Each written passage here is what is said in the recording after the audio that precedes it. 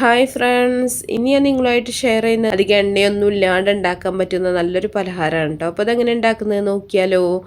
ആദ്യം തന്നെ ഒരു പാൻ അടുപ്പത്ത് വെച്ചിട്ടുണ്ട്. അതിലേക്ക് ആവശ്യത്തിന് വെളിച്ചെണ്ണ ഒഴിക്കുന്നുണ്ട്. ഈ 2 സവാള ചെറുതാക്കി അരിഞ്ഞത് ചേർത്തിട്ടൊന്ന് വഴറ്റിയെടുക്കുന്നുണ്ട്.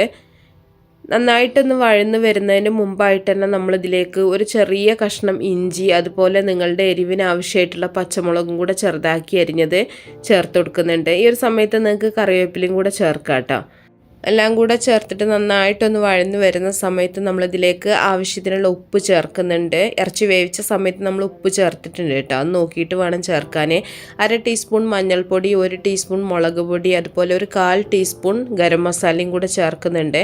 എന്നിട്ട് ചെറിയ തീയിലിട്ടിട്ടൊന്ന് വഴറ്റിയെടുക്കുക. മസാലയുടെ ഒരു പച്ചമണമൊക്കെ മാറുന്ന വരെ ഒന്ന് വഴറ്റി കൊടുക്കുക. ഇതിന് ശേഷം നമ്മൾ വേവിച്ച് വെച്ചിട്ടുള്ള ഇറച്ചിയാണ്. നമ്മളിതിൽ ഉപ്പ്, അതുപോലെ ഇറച്ചി മസാല ചേർത്തിട്ട് വേവിച്ചിട്ടുള്ള ഇറച്ചിയാണ്. അത് നന്നായിട്ട് മിക്സിയിൽ ജാറിലിട്ടിട്ടൊന്ന് കറക്കി എടുത്തിട്ടുള്ളതാണ് കേട്ടോ.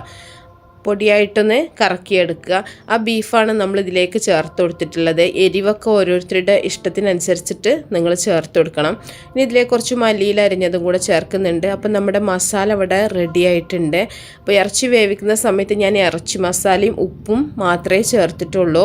അപ്പം നിങ്ങൾ ഇല്ലയെന്നുണ്ടെങ്കിൽ മുളകും മഞ്ഞളും മല്ലിയും ഗരം മസാലയൊക്കെ ചേർത്തിട്ട് ഇറച്ചി വേവിച്ചിട്ട് നന്നായിട്ടൊന്ന് മിക്സിയിൽ അടിച്ചെടുത്താൽ മതി. ഞാനിവിടെ ഒരു 2 കോഴിമുട്ട ഒരു പാത്രത്തിൽ എടുത്ത് വെച്ചിട്ടുണ്ട്. അതിലേക്ക് ഒരു 1/2 ഗ്ലാസ് പാലും കൂടെ ചേർക്കുന്നുണ്ട്. എന്നിട്ട് നല്ല പോലെ ഇതൊന്ന് മിക്സ് ചെയ്തെടുക്കുന്നുണ്ട്. ഇനി ഇതിലേക്ക് ഒരു നുള്ളു ഉപ്പും കൂടെ ചേർത്തിട്ടൊന്ന് മിക്സ് ചെയ്യുക. അതിനുശേഷം നമുക്കിതൊരു സൈഡിലേക്കൊന്ന് മാറ്റി വെക്കാം. ഇനി നമ്മളൊരു പാൻ എടുത്ത് വെച്ചിട്ട് അതിലേക്ക് കുറച്ച് ഓയിൽ ഒഴിക്കുന്നുണ്ട്. ഓയിലോ നെയ്യോ നിങ്ങൾക്ക് ഒഴിച്ചു കൊടുക്കാം. ഇനി നമ്മൾ ഗോതമ്പ് ചപ്പാത്തി ഉണ്ടാക്കുന്ന പോലെ മൈദ കൊണ്ട് ചപ്പാത്തി ഉണ്ടാക്കി എടുത്തിട്ടുള്ളതാണ്. നേരത്തെ നമ്മൾ ചപ്പാത്തി റെഡിയാക്കി വെച്ചിട്ടുള്ളതാണ്. അത് ഓരോന്ന് എടുത്തിട്ട് മുട്ടയുടെ ആ ഒരു മിക്സിലൊന്ന് നന്നായിട്ടൊന്ന് മുക്കിയെടുക്കുക. മുക്കിയെടുത്തതിന് ശേഷം നമ്മൾ ഓയിൽ ഒഴിച്ചിട്ടുള്ള ആ ഒരു പാനിൽ വെച്ച് കൊടുക്കുക കേട്ടോ. ഇനി നമ്മൾ റെഡിയാക്കി വെച്ചിട്ടുള്ള ആ ഒരു ബീഫിൻ്റെ മസാല ഉണ്ടല്ലോ, അത് ഇതിൻ്റെ മുകളിലായിട്ട് ഇട്ട് കൊടുക്കുക. അപ്പോൾ എത്രത്തോളം വേണമെന്നുള്ളതൊക്കെ നിങ്ങളുടെ ഇഷ്ടം പോലെ ചെയ്യാം കേട്ടോ. എത്ര ലെയർ വേണമെന്നൊക്കെ നമ്മുടെ ഇഷ്ടത്തിനനുസരിച്ചിട്ട് നമുക്ക് ചെയ്യാൻ പറ്റും. നന്നായിട്ടൊന്ന് നിരത്തി കൊടുക്കുക. ഇനി അടുത്ത ചപ്പാത്തി എടുത്തിട്ട് അതേപോലെ തന്നെ നമ്മൾ മുട്ടയുടെ ആ ഒരു മിക്സിൽ മുക്കിയിട്ട് ഇങ്ങനെ വെച്ചിട്ട് വീണ്ടും നമ്മൾ ബീഫിൻ്റെ ആ ഒരു മസാല വെക്കുക. അങ്ങനെ ലെയറുകളായിട്ട് നമ്മൾ ചെയ്തെടുക്കുക. സാധാരണ നമ്മൾ ഇറച്ചിപ്പത്തിരിയൊക്കെ ഉണ്ടാക്കുന്ന അതേ രീതിയിൽ തന്നെയാണ് ചെയ്യേണ്ടത്. അപ്പോൾ ഉണ്ടാക്കുന്നവർക്ക് അറിയാൻ പറ്റും. അപ്പോൾ വളരെ ഈസി ആയിട്ട് നമുക്ക് ഉണ്ടാക്കാൻ പറ്റുന്ന, അധികം എണ്ണയൊന്നും ഇല്ലാണ്ട് ഉണ്ടാക്കാൻ പറ്റുന്ന നല്ലൊരു പലഹാരമാണ് കേട്ടോ. മസാല ഉണ്ടാക്കുന്ന സമയത്ത് കുറച്ച് വഴറ്റാൻ മാത്രമേ എണ്ണ എടുത്തു, അതുപോലെ പാനിലും കുറച്ച് എണ്ണ ഒഴിച്ചിട്ടുള്ളൂ. അല്ലാണ്ട് നമ്മൾ ഫ്രൈ ചെയ്യുക അങ്ങനെ കാര്യങ്ങളൊന്നുമില്ല. അപ്പോൾ ഇതുപോലെ ലെയറുകളായിട്ട് ഓരോന്നും നമ്മൾ വെച്ച് കൊടുക്കുന്നുണ്ട്. നിങ്ങൾക്ക് ബീഫിൻ്റെ ഈ ഒരു മസാല ഇഷ്ടമില്ല എന്നുണ്ടെങ്കിൽ ചിക്കൻ വെച്ചിട്ട് ഇതുപോലെ മസാല റെഡിയാക്കി എടുക്കുക. ഇല്ലയെന്നുണ്ടെങ്കിൽ വെജിറ്റബിൾസ് എന്തെങ്കിലും വെച്ചിട്ട് മസാല ഉണ്ടാക്കുക. അതുപോലെ സ്വീറ്റാണ് വേണ്ടതെന്നുണ്ടെങ്കിൽ നിങ്ങൾക്ക് തേങ്ങ, പഞ്ചസാര അല്ലെങ്കിൽ ശർക്കര ഒക്കെ ഇട്ടിട്ടൊക്കെ ചെയ്യാം കേട്ടോ. അപ്പോൾ എല്ലാം വെച്ചതിന് ശേഷം നമ്മളിതുപോലെ ബാക്കി വന്നിട്ടുള്ള ആ ഒരു മുട്ടയുടെ മിക്സ് ഇതിൻ്റെ മുകളിലായിട്ട് ഒഴിച്ചു കൊടുക്കുന്നുണ്ട്. ഞാനിവിടെ ഒരു 5 ചപ്പാത്തി വെച്ചിട്ടാണ് ലെയറുകളാക്കി എടുത്തിട്ടുള്ളത്. അപ്പോൾ എത്രത്തോളം വേണമെന്നുള്ളതൊക്കെ നിങ്ങളുടെ ഇഷ്ടം പോലെ ചെയ്യാം.